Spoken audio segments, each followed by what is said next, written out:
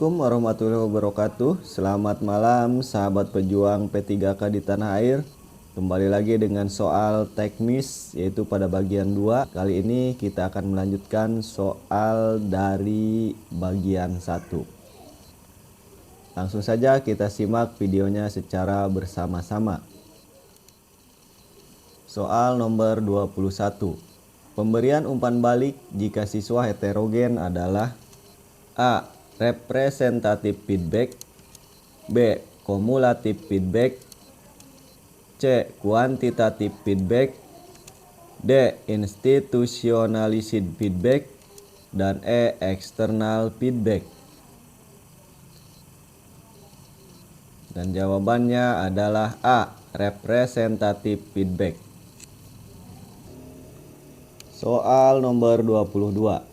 Pengamatan pertumbuhan pohon singkong merupakan penilaian A. Kinerja, B. Produk, C. Portofolio, D. Proyek, dan E. Praktik. Dan jawabannya adalah D. Proyek. Soal nomor 23. Membuat anyaman merupakan penilaian A. Kinerja, B. Produk, C. Portofolio, D. Proyek, dan E. Praktik. Dan jawabannya adalah B. Produk. Soal nomor 24. Siswa diminta mengamati proses fotosintesis termasuk penilaian A. Kinerja, B. Produk, C. Portofolio, D. Proyek, dan E. Praktik. Dan jawabannya adalah D. Proyek. Soal nomor 25.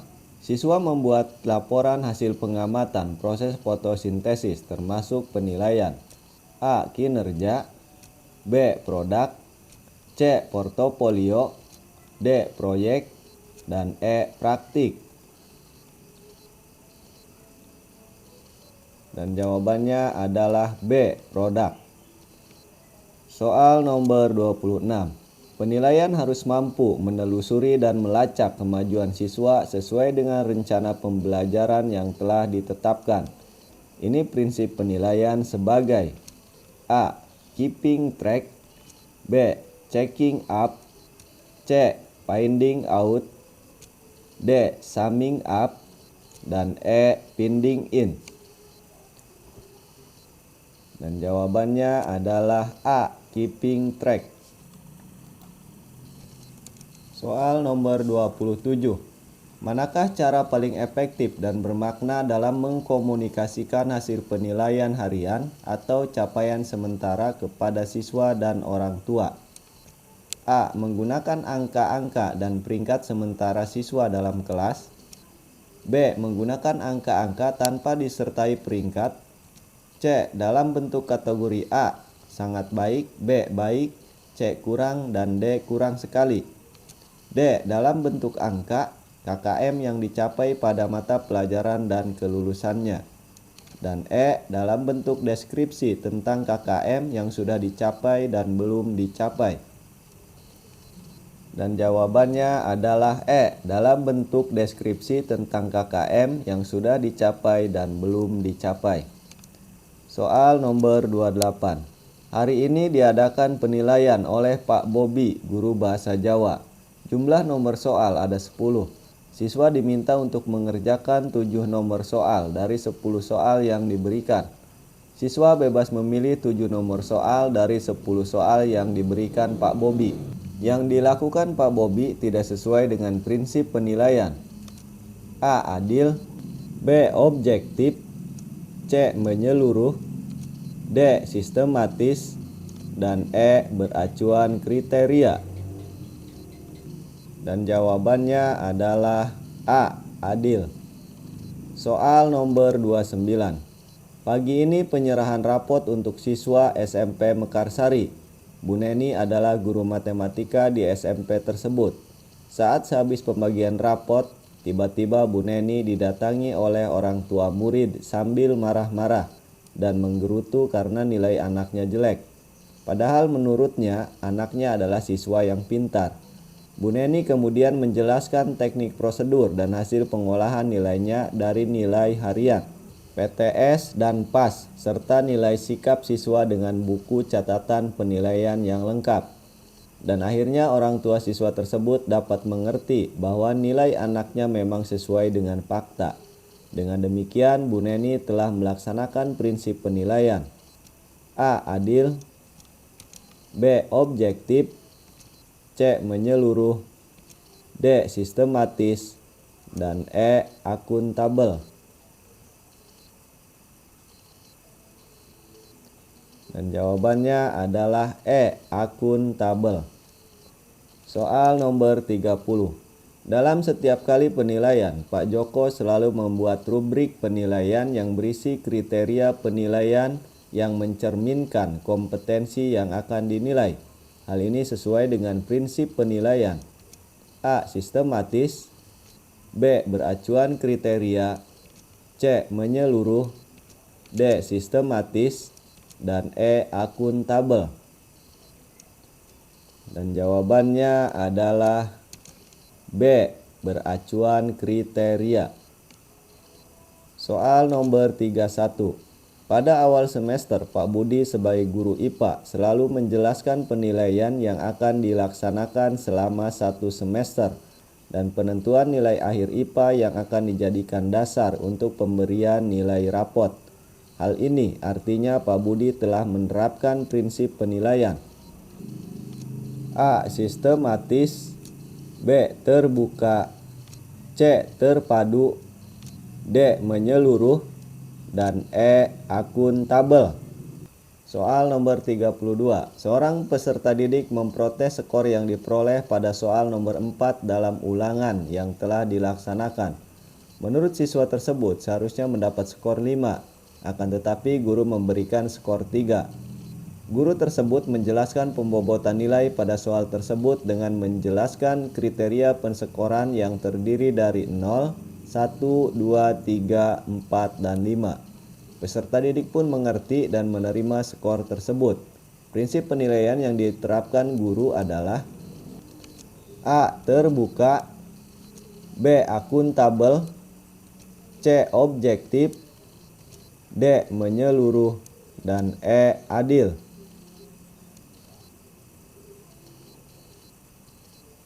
Jawabannya adalah B. Akuntabel.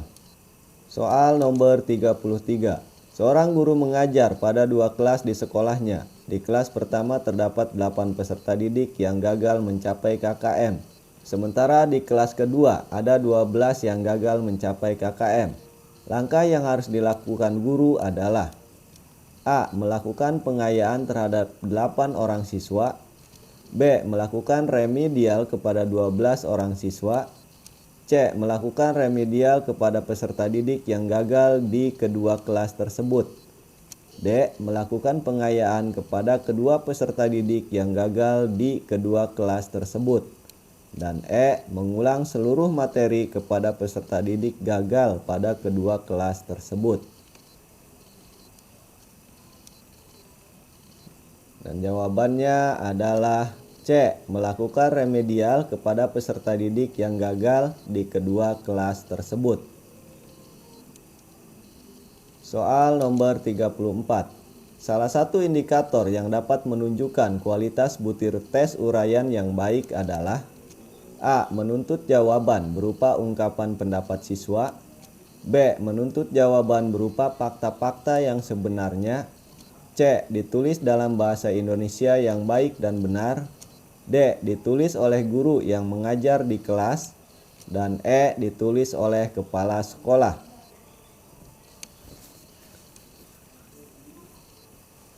Dan jawabannya adalah A. Menuntut jawaban berupa ungkapan pendapat siswa. Soal nomor 35.